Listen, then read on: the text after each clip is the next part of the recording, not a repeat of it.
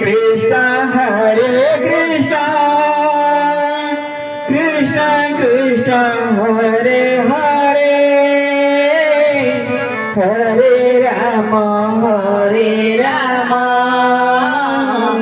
Rama Rama Hare Hare Shri Prabodhadura Purnananda Swami ki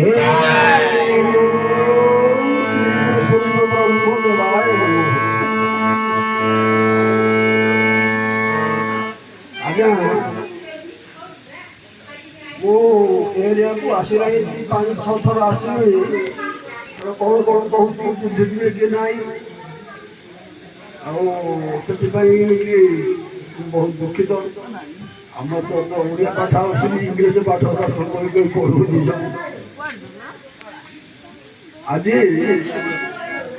କହିବାକୁ ଯାଉଛି ଆଜି ଯୋଉ ଚାଲିଛି ରଜ ମହୋତ୍ସବ ସେ ରଜ ବିଷୟରେ ମୁଁ କିଛି କହିବାକୁ ଯାଉଛି ପିଣ୍ଡ ବ୍ରହ୍ମାଣ୍ଡ ଏକ ମାତା ଜାଣନ୍ତି ସୁଜ୍ଞାନୀ ପଣ୍ଡିତ ଗୋବିନ୍ଦ ଗୋବିନ୍ଦ ଗୋବିନ୍ଦ ପଦଗାର ଛେ ମକରାନ ପୁରୁଷ ବରବାଦୀ ହୁଅନ୍ତି ସର୍ବେ ରଜବାଦୀ ସେ ମକରନ୍ଦ ପାନକାରୀ ହେ କରିଲେ ବ୍ରଜନାରୀ ଗୁରୁ କହିଛନ୍ତି ପିଣ୍ଡ ବ୍ରହ୍ମାଣ୍ଡ ଏକ ମତ ଜାଣନ୍ତି ସୁଜ୍ଞାନୀ ପଣ୍ଡିତ ଆଜି ପିଣ୍ଡ ଆଉ ବ୍ରହ୍ମାଣ୍ଡ ବିଷୟରେ ଆଲୋଚନା କରିବା ଏ ରଜ ମହୋତ୍ସବ ପୁରୁଷ ଆପର ଯୁବତୀ ସର୍ବେ ହୁଅନ୍ତି ରଜବତୀ କିପରି ଦେଖନ୍ତୁ କନ୍ୟାଟିଏ ଜନ୍ମ ହେଲେ 12 ବର୍ଷ ହେଲେ ସେ ରଜସ୍ପଳା ପାଟିତୁଣ୍ଡ କରନ ନୀରବରେ ଶୁଣ କନ୍ୟାଟିଏ ଜନ୍ମ ହେଲେ 12 ବର୍ଷ ହେଲେ ସେ ରଜବତୀ ହୁଏ ପୁରୁଷ କିପରି ରଜବତୀ ହୁଏ ପୁରୁଷ ମଧ୍ୟ 12 ବର୍ଷ ହେଲେ ତାର ବ୍ରହ୍ମ ଉତ୍ପନ୍ନ ପୁରୁଷ ଆପର ଯୁବତୀ ସର୍ବେ ହୁଅନ୍ତି ରଜବତୀ ସେଟା ଆଉ ପଦରେ କହିଛନ୍ତି କଣ ରଜରେ ରଜ ଯେବେ କରିପାରୁ ପ୍ରୀତି ସେ ପୁତ୍ର ଜନ୍ମ ହେଲେ ମୂଳ ଉଦାହରନ୍ତି ଜୟ ରାମ ଜୟ ଜୟ ରାମ ଶ୍ରୀ ରାମ ଜୟ ରାମ ଜୟ ଜୟ ରାମ ଆଉ ପଦରେ ଲେଖିଛନ୍ତି ଚନ୍ଦ୍ର ସୂର୍ଯ୍ୟ କୃଷ୍ଣ କରିଥିଲୁ ଭାବ ସେ ପୁତ୍ର ଜନ୍ମ ହେଲେ ମୂଳ ଉଦାହରିବ ଶ୍ରୀ ରାମ ଜୟ ରାମ ଜୟ ଜୟ ରାମ ଶ୍ରୀ ରାମ ଜୟ ରାମ ଜୟ ଜୟ ରାମ ଏ ବିଷୟରେ ଆଜି ଆଲୋଚନା କରିବା ପ୍ରଥମେ ବ୍ରହ୍ମାଣ୍ଡରେ କହୁଛି ତାପରେ ପିଣ୍ଡରେ ଦେଖିବେ ଆଜ୍ଞା ଦେଖନ୍ତୁ ଆମେ ଯେତେବେଳେ ସ୍କୁଲକୁ ଗଲେ ପାଠ ପଢିବା ପାଇଁ ବୋଲିକିରି ସେ ଗୁରୁଜୀ ଖଡ଼ି ଛୁଇଲା ଦିନ ଆମର ହାତରେ ଖଡ଼ିଟିଏ ଧରେଇ ଦେଲେ ଲେଖିଦେଲେ ଗୋଟେ ସ୍କୁଲ କିନ୍ତୁ ସେତେବେଳେ ଆମର ସେ ଜ୍ଞାନ ନାହିଁ ପଚାରିବା ପାଇଁ କିମ୍ବା ବୁଝିବା ପାଇଁ ବୋଲିକିରି ଯେତେବେଳେ ଆମେ ଜାଣିଲେ ବୁଝିଲେ ଯେ ଶୂନଟା କ'ଣ ଶୂନର ଅର୍ଥ ଶୂନ୍ୟ କିଛି ନାହିଁ ବାମ ପଟେ ଯେତେ ଅଙ୍କ ଲେଖିଦେଲେ ମଧ୍ୟ ସବୁ ଶୂନ ଲେଖାରେ ଡାହାଣ ପଟେ ବାମ ପଟେ ଲେଖିଦେଲେ ଯେତେ ଅଙ୍କ ଲେଖିଲେ ସେତେ ଅଙ୍କ ପଡ଼ି ପଡ଼ିଯିବ ଗୋଟେ ଅଙ୍କ ଲେଖିବେ 1 10 ହବ ଆଉ ଗୋଟେ ଅଙ୍କ ଲେଖିବେ 100 ହବ ଆଉ ଗୋଟେ ଅଙ୍କ ଲେଖିବେ 1000 ହବ ଏ ପ୍ରକାର ପଡ଼ିବ କିନ୍ତୁ ଗୁରୁ କହିଲେ ଯେ ସେଇ ଶୂନର ହିଁ ସବୁ ଉତ୍ପତ୍ତି। ଏ ସଦରାତର ପୃଥିବୀ ସେଇ ଶୂନରୁ ଉଠନ୍ତି। ଗଣେଶ ପୂଜାରେ କିପରି ପ୍ରଭୁ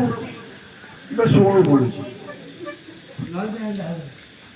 ଶୂନ୍ୟ ଶୂନ୍ୟ ମହାଶୂନ୍ୟ ଶୂନ୍ୟ ମଧୁ ସତ ଶୂନ୍ୟ ଶୂନ୍ୟ ଶୂନ୍ୟ ମଧୁ ଶବ୍ଦ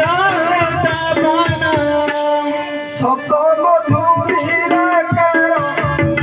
ଶବ୍ଦ ମଧୁରୀ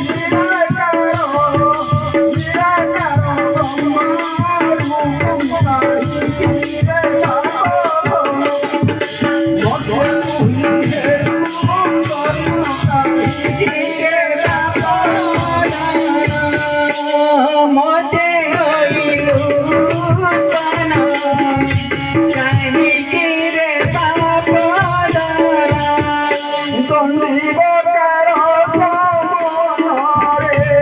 দণ্ডিবকার সমান ভজগুরু পূর্ণ ব্রহ্মা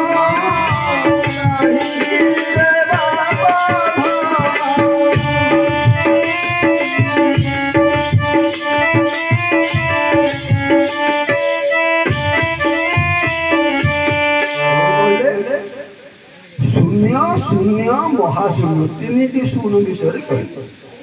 ଗୁରୁପୂର୍ଣ୍ଣ ଦେଖନ୍ତୁ ଏଠି ବସିଛନ୍ତି ଉପରେ ପାଲାଟା କ'ଣ ହେଇଛି ଉପରୁ କହିଲେ କ'ଣ ଦେଖାଯାଉଛି ଶୂନ୍ୟ ଏ ଆକାଶ ସେଇ ଆକାଶରେ ଦିନ ବେଳେ କ'ଣ ଦେଖାଯାଏ ସୂର୍ଯ୍ୟ ରାତ୍ର ହେଲେ ଚନ୍ଦ୍ର ଗ୍ରହ ନକ୍ଷତ୍ର ତାରାଗଣ ଦେଖାଯାଏ ଗୋଟିଏ ଶୂନ ଆସିଲା ଦେଖନ୍ତୁ ଶୂନ୍ୟ ଯେ ଆକାଶ ଦିନ ବେଳେ ସୂର୍ଯ୍ୟ ରାତି ହେଲେ ଚନ୍ଦ୍ର ଗ୍ରହ ନକ୍ଷତ୍ର ତାରାଗଣ ଦେଖାଯାଏ ସେହି ସୂର୍ଯ୍ୟଙ୍କର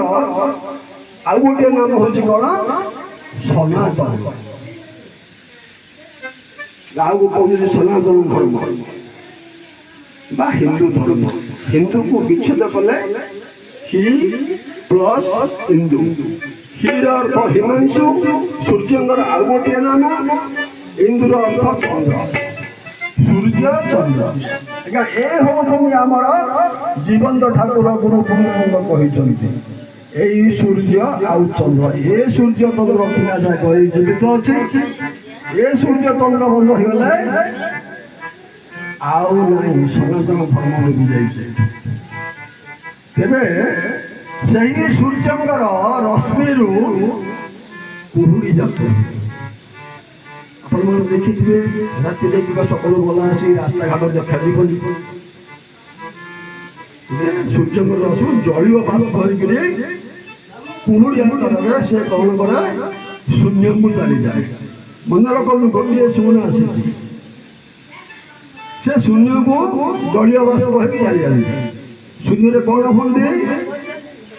ସବୁ ଏକାଠି ହୋଇ ଗୋଟିଏ ଗୋଟେ ମେଘ ଖଣ୍ଡରେ ପରିଣତ ହୁଏ ଆଉ ଗୋଟେ ଶୂନ୍ୟ ଶୂନ୍ୟକୁ ଜଣେ ପବନ ସେଇ ପବନ ଏ ମେଘ ଖଣ୍ଡକୁ ଉଡ଼ାଇ ଉଡ଼ାଇ ନେଇ ଗୋଟିଏ ମେଘ ଖଣ୍ଡ ସହିତ ଆଉ ଗୋଟିଏ ମେଘ ଖଣ୍ଡକୁ ଟକ୍କର କରାଏ ସେଠି କ'ଣ ଲାଭ ହୁଏ ଘଡ଼ଘଡ଼ି ମାରି ଯାହା ଗୋଟେ ଶବ୍ଦ କୋଉଠୁ ଆସୁଛି ଶୂନ୍ୟକୁ ଆସୁଛି ତିନିଟା ଶୂନ୍ୟ ଆସିଲା ଶୂନ୍ୟ ଶୂନ୍ୟ ମହାଶୂନ୍ୟ ଏଠି କ'ଣ ହୁଏ ବିଜୁଳି ମାରେ ତେଜ ପ୍ରକାଶ ସେ ଯୋଉ ମେଘ ଖଣ୍ଡ ତରଳି ବିନ୍ଦୁ ବିନ୍ଦୁ ହୋଇ ପଡ଼େ ପୃଥିବୀ ପୃଷ୍ଠରେ ପଡ଼େ ତେଣୁ ପୃଥିବୀ ରଜସ୍ପଳା ହୁଏ ପୃଥିବୀ ଆଉ ଆକାଶ ପ୍ରକୃତି ପୁରୁଷର ମିଳନ ହୁଏ ରଜସ୍ପଳା ହେଲା ପୃଥିବୀ ଏବେ ସବୁ ବିହନ ମାନେ ସବୁ ପକେଇବେ ସବୁ ସେଇ ପ୍ରକାରେ ଆମେ ପିଣ୍ଡ ଭିତରେ ଦେଖିବା ରଜସ୍ପଳା କେମିତି ସ୍ତ୍ରୀମାନେ ଦେଖନ୍ତୁ ସ୍ତ୍ରୀମାନେ ମାସକୁ ଥରେ ସ୍ନାନ କରନ୍ତି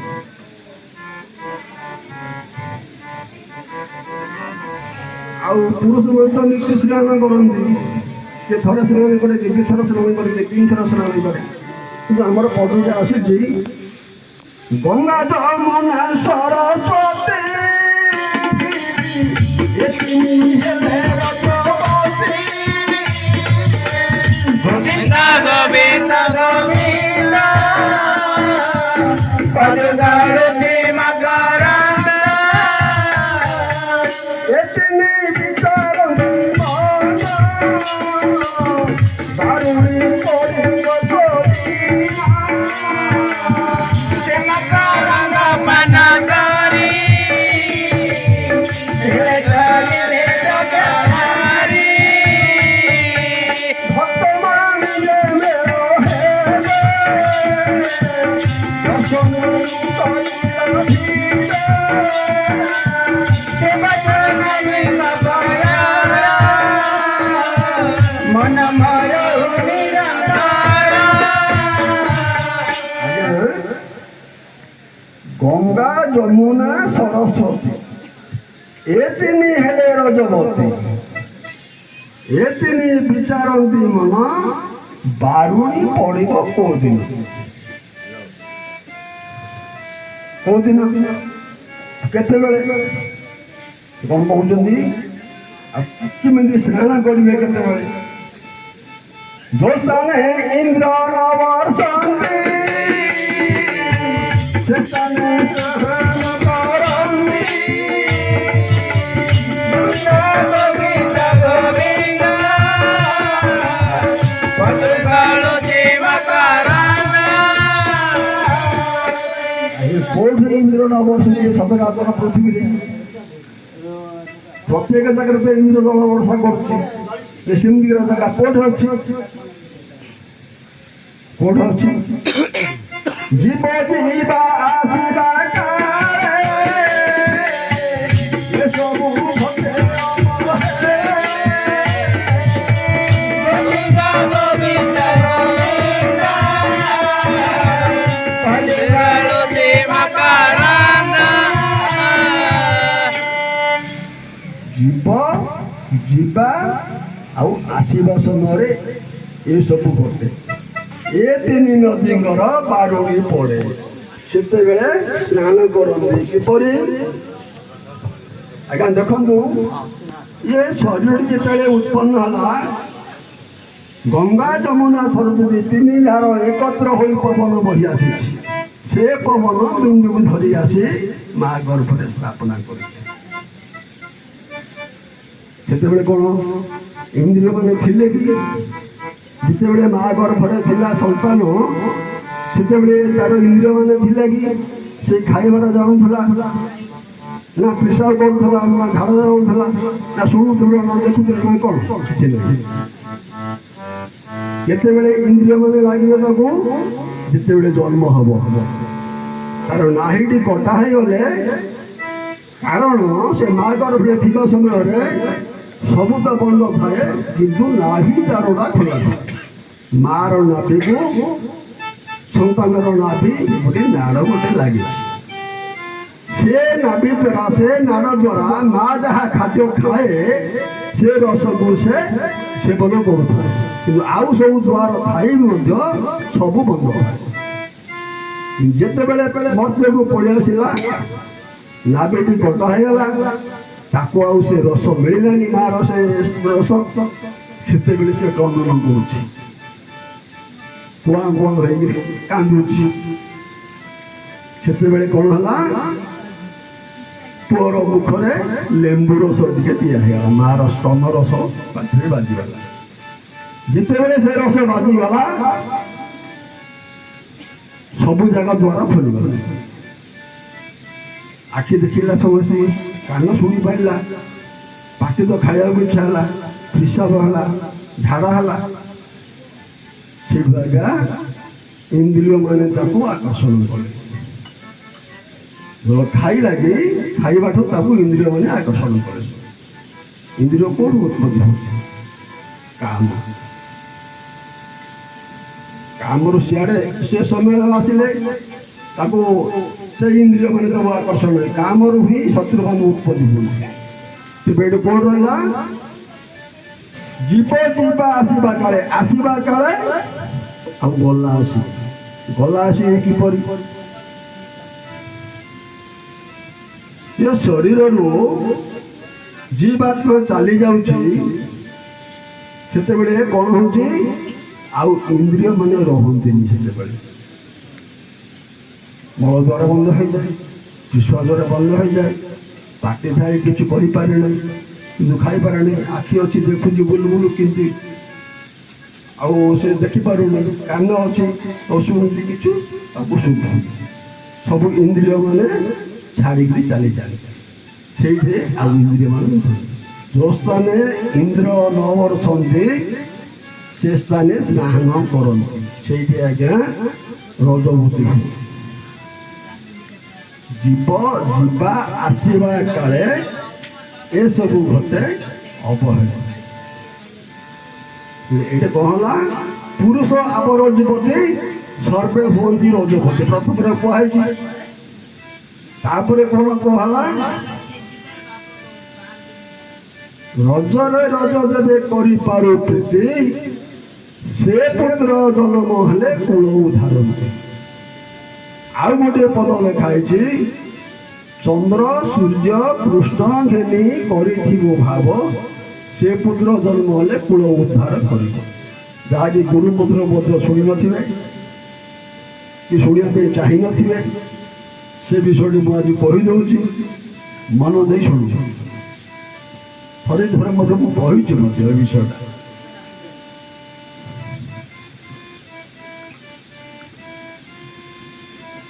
ବିହୀନାରୀ କରି ତତେ ପଦାଇବ ନଡ଼ିଲା ବିହୀନାରୀ କରି ତତେ ପଦାଇବ ନଡ଼ିଲା ବିହୀନାରୀ କରି ତତେ ଏ ତୁବା କାଳରେ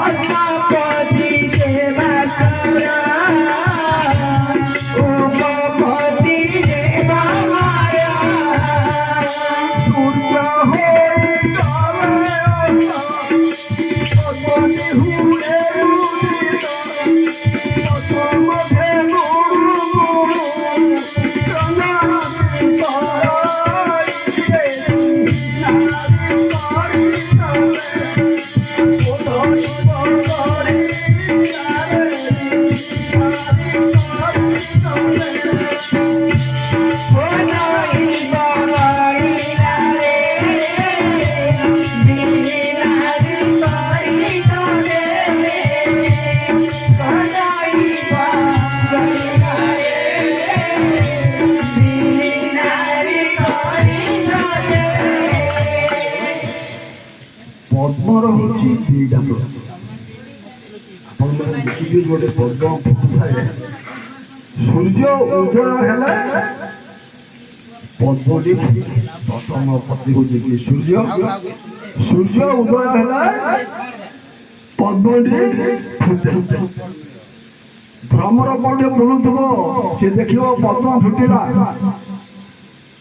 ବୁଲି ବୁଲି ଗୁଣୁ ଗୁଣୁ ଗୁଣୁ ହେଇଯାଇ ସେ ପଦ୍ମ ପୁଷ୍ପ ଭିତରେ ପଶିଯାଏ ପଦ୍ମ କେଶର ଉପରେ ବସି ସେ ରସ ଗ୍ରହଣ କରେ ରସ ଗ୍ରହଣ କରୁ କରୁ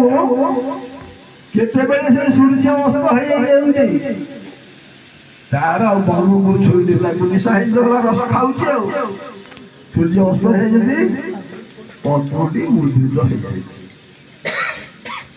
ସେ ପଦ୍ମ ଭିତରେ ଆଜ୍ଞା ଭ୍ରମର ରହିଗଲା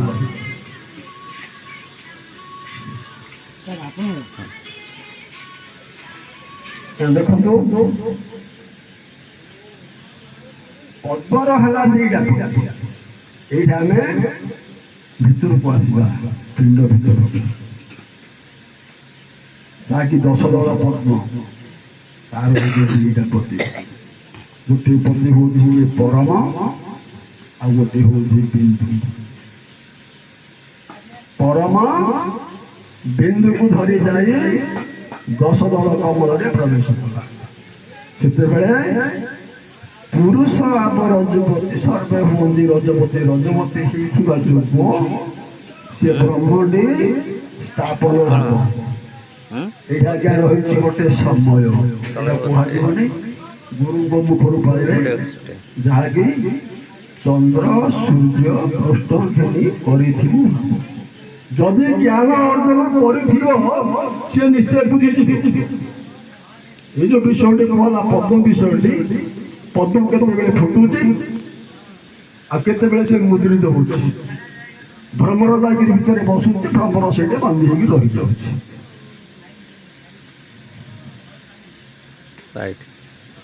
ଆଉ ନ ବୁଝିପାରିଲେ ଗୁରୁକୁ ଯାଇକିରି ଏ ବିଷୟଟି ପଚାରିବେ ତେବେ ଆମର ପାଠ ରହିଯାଇଛି ଅଧରୁ ସେଠି ପଡ଼େ ଜଳ ବିନ୍ଦୁ ବିନ୍ଦୁ ହୋଇ ପୃଥିବୀ ପୃଷ୍ଠରେ ପଡ଼ିଛି ପୃଥିବୀ ରଜସ୍ପଳା ସେ କ'ଣ ଗଛ ଲତା ତରୁ ତୃଣ ସବୁ ଉତ୍ପନ୍ନ ହେଲା ସବୁ ଗଛଟି ବଡ଼ ହେଲା ଫୁଲ ଫୁଲ ଫୁଲ ଫୁଲ ସବୁ ଫୁଟିଲା ଫଳିଲା ଫୁଲ ଆଣି ଠାକୁରକୁ ଦେଲେ ଫଳ ଆଣିଲେ ଖାଇଲେ ଗଛ ଗୋଟେ ପାକଳ ହେଇଗଲା ତାକୁ କାଟିକି ଆଣି ଘରର ଦୁଆର ତାକୁ କାଠ ଖିଡ଼ିକି ସବୁ ତିଆରି କଲେ ବାକି ତକ ଥିଲା କ'ଣ ହେଲା ଯୋଉ ଡାଳ ପତ୍ର ମୂଳ ସବୁ ମାଟିରେ ପଡ଼ିକିରି ସବୁ ପୁଣି ଖାଇଲା ଏଇଟା ହେଇଗଲା ଜୀବନ ବିଷୟରେ ପଳେଇ ଆସିଲା ଏଠି ପଏଣ୍ଟ ପଳେଇ ଆସୁଛି ଶୂନରୁ ଆସିଲା ଶୂନରେ ଯାଇକିରି ମିଶିଲି ବ୍ରହ୍ମାଣ୍ଡ ବିଷୟରେ ଭିତରେ ବି କହୁଛି ଯେ ଜଳ ବିନ୍ଦୁ ପୃଥିବୀ ରଜସ୍ପଳା ହେଲା ସେଠି ଗଛ ଲତା ତରୁତୃଣ ଉତ୍ପନ୍ନ ହେଲା ସେ ଗଛରୁ ଆମେ ତାର ରସ ଫଳ ସବୁ ଆଣିକିରି ଖାଇଲେ ପିଇଲେ ତାପରେ ଘରର ଉପକଠନ କଲେ ବାକି ତକ ଯାହା ହେଲା ଶୂନ୍ୟ ହେଇଗଲା ପିଣ୍ଡ ଭିତରେ ଆମେ ଦେଖିବା ଶାସ୍ତ୍ରରେ ଲେଖା ଅଛି ଏ ଜୀବ ଯିବାର ନିକଟେ ନେଇ ସଞ୍ଚୟୀ ଅନ୍ୟ ଘଟେ ଆଉ ପରେ ଗୋଟେ ଲେଖା ଅଛି ଏକା ଶିବ ଅଛନ୍ତି କୋଟି କୋଟି ବ୍ରହ୍ମା ପ୍ରଳୟ ହେଇଗଲେ ଦେଖନ୍ତୁ ଶାସ୍ତ୍ରରେ ଲେଖା ଅଛି କିନ୍ତୁ ପିଣ୍ଡ ଭିତରେ ଆମେ ଦେଖିବା ଏ ଶରୀର ଅଛି କେତେ ବ୍ରହ୍ମ ପ୍ରଳୟ ହେଇଯାଇଛି ସତ ନା ମିଛ କେତେ ବ୍ରହ୍ମ ସରିଯାଇଛି ସୁଖ ଅଭିଳାଷରେ କିନ୍ତୁ ତାର କିଛି ଅଂଶ ପୁଅ ଝିଅ ହେଇକରି ରହିଛନ୍ତି ଏ ଜୀବ ଯିବାର ନିକଟେ ନେଇ ସଞ୍ଚୟୀ ଅନ୍ୟ ଘଟେ ଏଦି ହରିତ ଜୀବ ଗଲା ଆଉ ଗୋଟିଏ ଜୀବ ନିର୍ମାଣ ହୋଇଗଲା ଏକା ଶିବ ଅଛନ୍ତି କେତେ ବ୍ରହ୍ମ ପ୍ରଳୟ ହେଇଗଲେଣି କିଛି ଅଂଶ ଶରୀର ଧାରଣ କରି ପୁଅ ଝିଅ ହେଇକି ରହିଗଲେ ସେଥିଯୋଗୁଁ ଆଜ୍ଞା ଯୋଉ ଶ୍ରାଦ୍ଧ କରୁଛନ୍ତି ବୁଝିପାରିବେ ସେଇ ଦିନ ଲୋକ ମନ ପକା ପାରିବେ କ'ଣ ଅଛି ସେ କ'ଣ ଅଛି କି ଶୂନରୁ ଆସିଲା ଶୂନରୁ ପଳେଇଲା ଆମର କାମିନୀ ଭଉଣୀ ବନା ସେଇ ଶୂନରୁ ଆସିଲା ଶୂନରୁ ଯାଇ ମିଶିଗଲେଣି ଆଉ କିଛି ନାହିଁ କିନ୍ତୁ ସେ ଦିନ ଲୋକ ମନ ପକା ପାରିବେ ବୋଲିକିରି ଶ୍ରାଦ୍ଧ କରନ୍ତି ଶ୍ରାଦ୍ଧ କଲା ଆସିକି ପୁରୋହିତ କହନ୍ତି ବାବୁରେ ଗୁରୁ ମନ୍ତ୍ର ଶ୍ରବଣ କରି ପିଣ୍ଡଟାକୁ ଟିକେ ଶୁଙ୍ଘିଦେଲି କାହିଁକି ଶୁଙ୍ଘିବାକୁ କହୁଥିଲି ସେ ରୋଷେଇ ହେଲେ ଜାଣିନାହାନ୍ତି କିନ୍ତୁ ସେଇ ମା ବାପାଙ୍କର ଅଂଶ ମାର ରଜରୁ ଏ ଶରୀର ବାପର ବୀର୍ଯ୍ୟରୁ ହାଡ଼ ବଜା ଆଉ ଦୁହିଁଙ୍କର ପବନ ମିଶିକିରି ଏ ଶରୀରରେ ଗତାଗତ କରୁଛି ତାଙ୍କର ଅଂଶ ଏ ଶରୀରରେ ଅଛି ଆଉ ବାପା ମା କିଏ ନାହାନ୍ତି ପୁଅ ଝିଅ ନଦୀ ବସିଣ ବନ୍ୟନ୍ତି ଏମାନେ ଏଠି ପିତୃଗଣ ପୁଅ ହଉଛି ବାପା ନାତି ହଉଛି ବସେଇ ବାପା ଅଣିନାତି ହଉଛି ପଡ଼ି ବସେଇ ବାପା এই ପ୍ରକାର ସବୁ ଚାଲିଛି ଶୂନରୁ ଆସିଲା ସେ ଶୂନରେ ମିଶି ଯାଇଛି